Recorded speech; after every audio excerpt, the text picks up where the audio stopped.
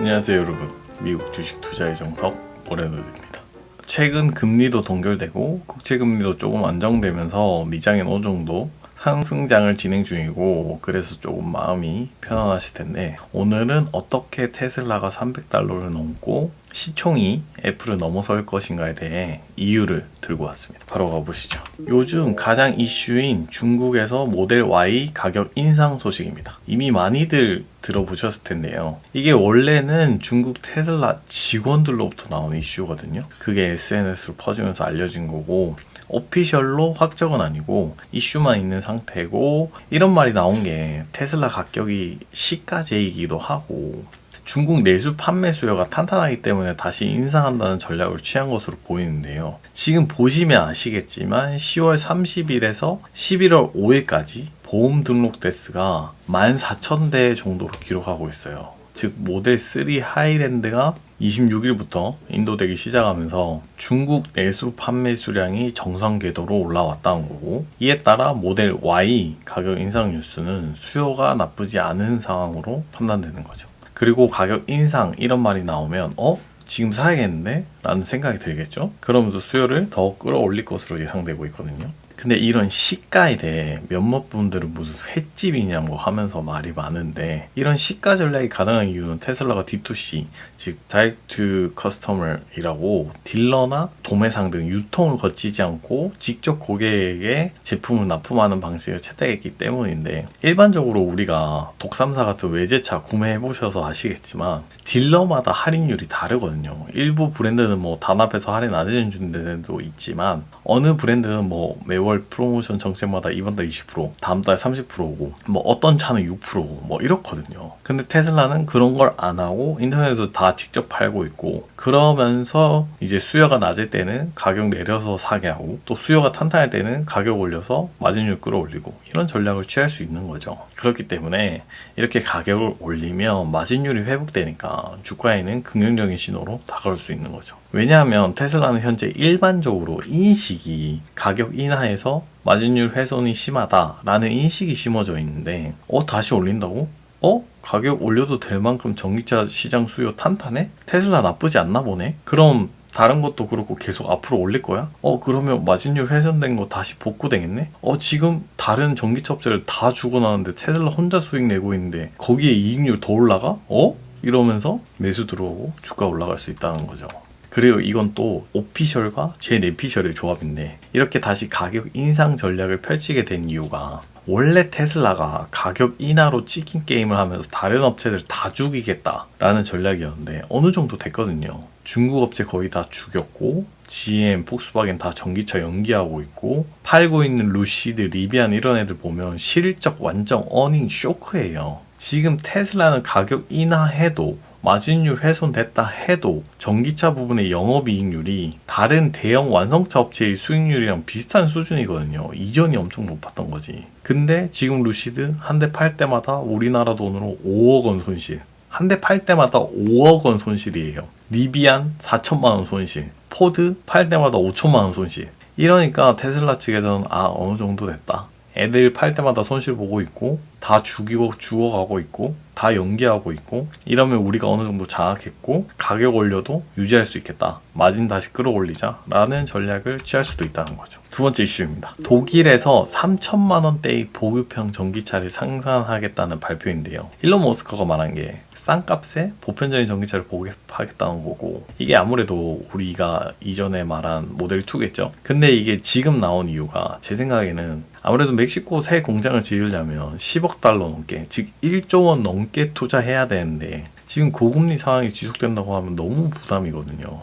그래서 빠르게 안 될 수도 있으니까 기가 베를린에서 하겠다일 수도 있을 것 같고, 기가 상하이에서 한 라인 멈추고 모델 3 하이랜드로 업그레이드 한 것처럼 할 수도 있겠죠. 또는 기가 베를린에서 이번에 공장 2배로 확장하겠다고 했잖아요. 근데 이게 또 가능하다고 보여지는 이유가, 최근에 테슬라 측에서 발표하기를 기가 프레스에서 생산 속도를 높이고 비용을 크게 절감할 수 있는 획기적인 공정 개발을 하였다는 것이었거든요. 이 때문에 머스크가 이런 내용을 발표한 것으로 보이고, 테슬라 내부자 인터뷰 내용을 보면 이 기아프레스 혁신으로 설계 및 제조 기술을 통해 경쟁 회사가 한 3에서 5년 걸리는 신차 개발 기간을 18에서 24개월로 단축할 수 있다는 것이라고 했거든요.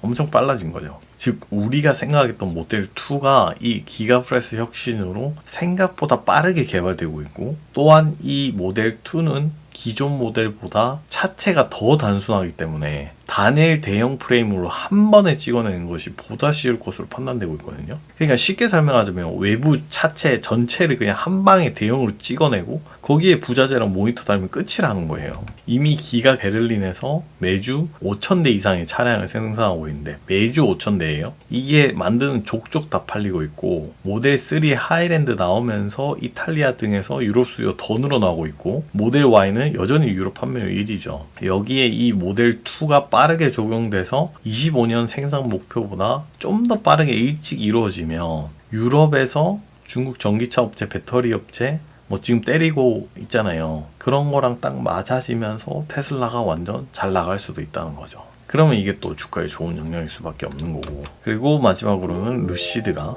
결국 테슬라 NACS로 합류했다는 소식입니다. 루시드는 언제나 테슬라를 비판하고 그랬거든요. 근데 결국에는 NACS 참여 기업으로 들어오면서 무릎을 꿇은 거죠. 보시면 아시겠지만 미국 대형 완성차 업체, 독일 3사, 현기차, 일본 대형 완성차 업체, 다른 전기차 업체까지 오면서 모두 테슬라와 협의를 맺었죠. 근데 몇몇 분들은 이게 왜 중요해? 이 충전 규격이 뭐가 중요해? 그냥 하면 되지. 또는 여기에 참여한 기업이 더 좋은 거 아니야? 왜냐면 테슬라 충전소 쓸 수 있으니까 라고 생각하시는 분이 많으신데, 먼저 규격부터 말씀드리자면 전기차 타보신 분은 아시겠어요? CCS 정말 무겁거든요. 헬스하는 제가 느낌으로 들었을 때 한 5kg 정도 나가는 것 같고, 이게 무겁다 보니 꽂아도 충전기가 살짝 내려올 때도 있고 잘 안 맞을 때도 많거든요. 그래서 약간 힘없는 사람들한테는 조금 불편한데, 이런 불편함 대비해서 테슬라는 엄청 가볍고 그냥 꼽기만 하면 끝이라는 거죠. 이런 편리함을 사람이 한번 맛보면 절대 못 잊는다는 거죠.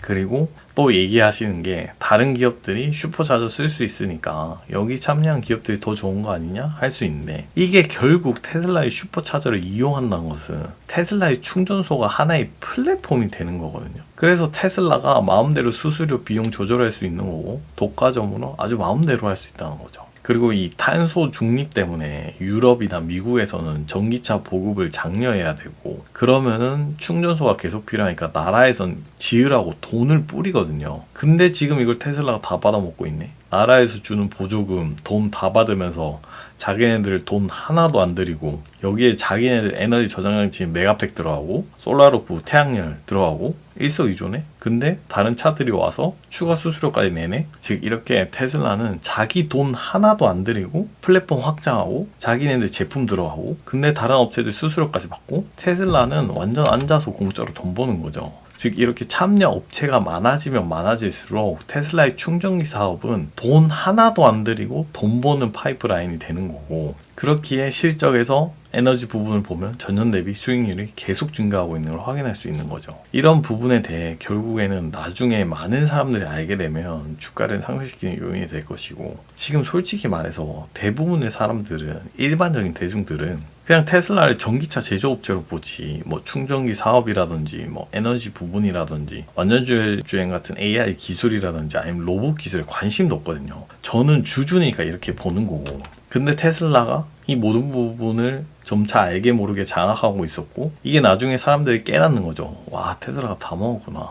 테슬라가 짱이었구나. 그러면 이제 또 장애 홈런 치고 폭등하는 거죠. 자, 이렇게 오늘은 테슬라가 $300를 넘어설 이유들에 대해서 들고 왔는데요. 투자 전략 짚어봐야겠죠. 월가에서는 골디락스가 6, 침체가 4 이렇게 생각하고 있는데, 저는 한 몇 년간은 좋아질 것으로 보여요. 큰 일이 일어나지 않는다면 내년 바이든 대선 시즌도 있고, 시진핑이 고개 숙여 들어오고 있고, 물가도 어쨌든 오르락내리락 하면서 점차 내려가고 있긴 있거든요. 그렇기에 이번 테슬라 200, 190 갔을 때가 두 번째 기회였던 것 같고, 그래도 아직 많이 오르지 않았기에 저는 지금도 떨어질 때마다 부담해서 추천드리고, 물론 시장 예측하는 것은 바보짓이라고 워렌 버핏은 말했지만 그걸 예측 안 한다고 해도 테슬라의 기업의 미래 가치는 너무나도 뛰어나기 때문에 장기적으로 들고 가야 된다고 생각하고 하락하더라도 공포에 매도하지 말고 꼭 비중을 늘리면서 포지션을 유지하면서 앞으로 지켜보시길 추천드리거든요. 자, 오늘의 내용도 여러분의 주식 투자에 도움되었기를 바라면서 도움이 되셨다면 좋아요와 구독, 댓글, 공유 부탁드리면서